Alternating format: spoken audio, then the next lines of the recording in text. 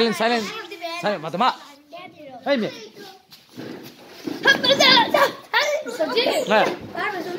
দাঁড়া দাঁড়া লিফাত পড়া বলবে হ্যাঁ লিফাত বলো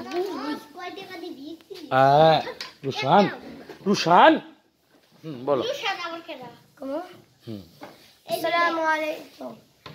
Respected founder and director, honorable chairman of this congregation, esteemed teachers, my dear friends and distinguished audience. Today I will talk to you about good manners. Good manners are the way we show kindness and respect to others. Islam teaches us to always be polite, helpful and gentle. The Prophet Muhammad, peace be upon him, said, "The best of you are those with the best manner." This means that being kind and treating others well makes us better people. Simple things like saying please and thank you, smiling and listening to others are all part of good manners. Thank you. Let's always try to be good to everyone we meet because it makes us love it and makes us feel good too. Thank you so much for being here today. May Allah reward you with the best. Assalamu alaikum wa rahmatullahi.